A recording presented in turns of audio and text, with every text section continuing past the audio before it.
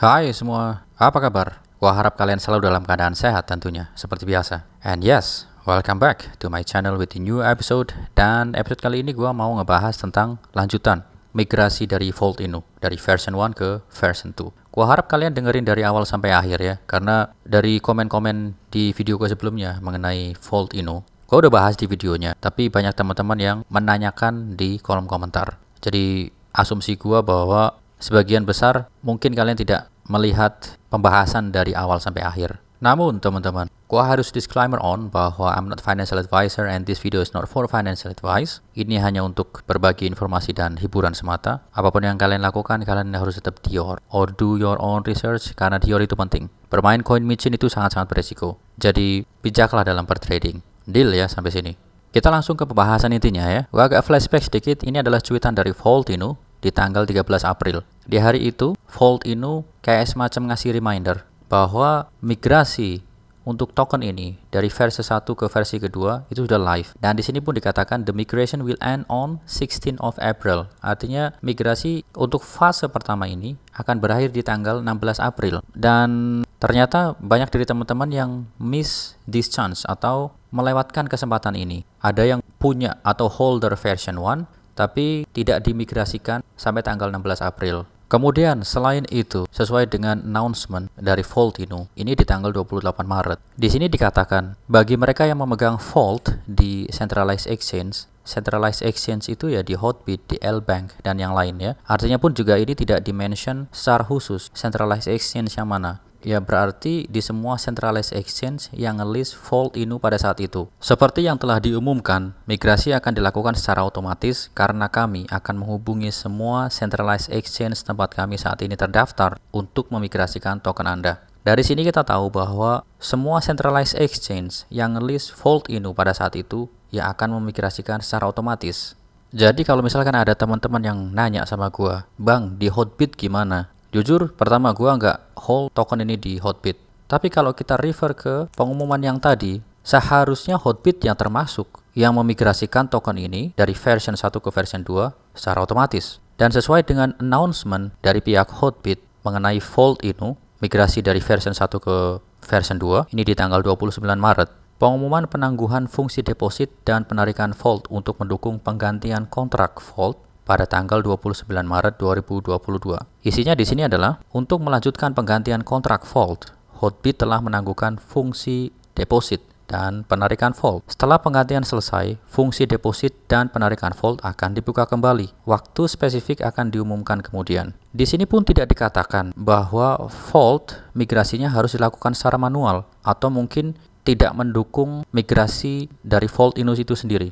Kalau dari sini gua nangkepnya bahwa pihak Hotbit itu memigrasikan Vault.inu di platformnya secara otomatis, artinya dari pihak mereka, holdernya nggak perlu ngapa-ngapain. Ini berbeda dengan kasus Chopper, Deku, dan Goku. Gue juga pernah bahas mengenai 3 token ini. Jadi token-token yang tergabung di One Alliance, ada Luffy, ada Chopper, ada Deku, ada Goku, ini sudah bermigrasi ke Luffy version 2. Memang diumumkan oleh pihak Luffy bahwa Chopper, Deku, dan Goku di Hotbit itu tidak dimigrasikan secara otomatis. Nah, ini adalah announcement yang dibikin oleh pihak Hotbit mengenai 3 token tersebut. Di sini dikatakan, menurut aturan dan regulasi Hotbit mengenai penyembunyian dan delisting jenis token tertentu, Hotbit telah menghapus pasangan perdagangan Chopper, Deku, dan Goku dan menutup fungsi deposit mereka pada waktu ini dan tanggal ini. Kemudian di sini dikatakan fungsi penarikan Chopper, Deku, dan Goku tidak terpengaruh. Pemegang Chopper, Deku, dan Goku di Hotbit diharapkan untuk menarik Chopper,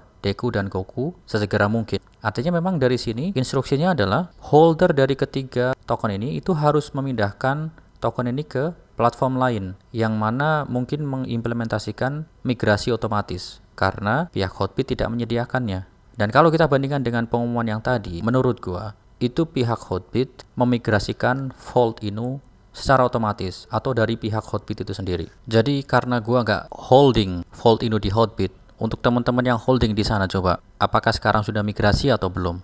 Kalian bisa share di kolom komentar di bawah ya, biar holder yang lain yang di Hotbit juga pada tahu. Kemudian ke pertanyaan selanjutnya yang ditanyain di kolom komentar. Yang punya token ini di decentralized exchange, misalkan punya di personal wallet, beli di Uniswap, dan sebagainya. Setelah telat memigrasikan tokennya, apakah masih bisa menggunakan Evermigrate seperti instruksi yang ada di pengumuman ini atau tidak? Dan jawabannya adalah tidak ya, karena batas untuk memigrasikan token di fase pertama menggunakan platform Evermigrate itu udah habis. Jadi otomatis udah nggak bisa migrasi dari sana. Dan untuk yang sudah telat, ini ada prosedur baru. Gimana cara memigrasikan token versi 1 ke versi 2. Ini pengumuman dicuitkan di hari ini, pagi tadi, jam 8-an pagi. Di sini dikatakan Vault version 1 to version 2 manual migrations atau migrasi secara manual dari Vault Inu versi 1 ke versi 2. Lanjut, seperti yang Anda ketahui, migrasi Vault versi 1 ke versi 2 utama yang kemarin itu dan otomatis telah berakhir. Itulah mengapa migrasi manual sekarang sedang berlangsung. Jika Anda masih memegang token Vault versi 1, ikuti langkah-langkah rinci dalam formulir kami. Kalian tinggal klik artikel ini, nanti kalian akan diarahkan ke artikelnya secara langsung. Seperti yang Anda ketahui, migrasi Vault versi 1 ke versi 2 utama dan otomatis telah berakhir. Meskipun tenggat waktu harus ditetapkan, kami tidak ingin ada anggota Vault Army yang tertinggal.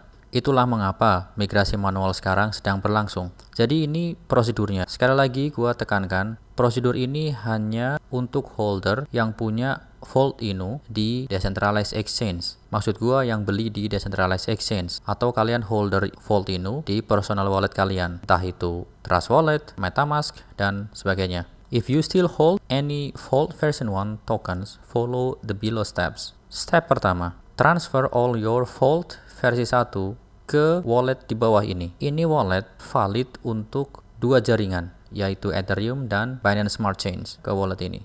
Kemudian setelah itu, di step yang kedua, fill and submit the below form. Isi dan submit form di bawah.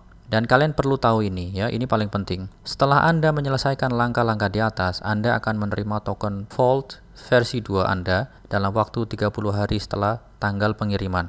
Dan menurut gua ini harus segera dilakukan, menurut gua loh ya. Karena kalian menerimanya itu setelah 30 hari ketika sudah melakukan 2 step tadi itu.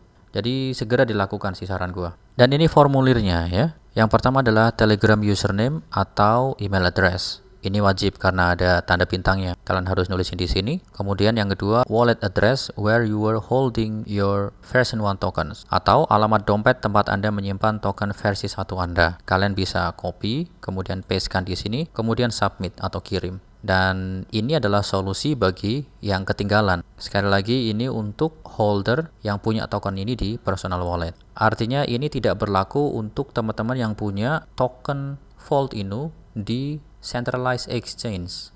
Oke lah teman-teman, untuk pembahasan kali ini gua rasa gua cukupkan sampai di sini. Selanjutnya gua bener-bener wanti-wanti istilahnya. Untuk kalian yang mau beli Vault Inu setelah migrasi ini, pastikan kalian beli dengan smart contract yang benar. Jangan sampai kalian salah ngambil smart contract. Hati-hati, tetap harus hati-hati. Apalagi kalau misalkan kalian ngambilnya dari CoinMarketCap, karena kemungkinan itu masih belum terupdate. Jadi harus hati-hati ya. Ini untuk kalian yang mau beli di Decentralized Exchange.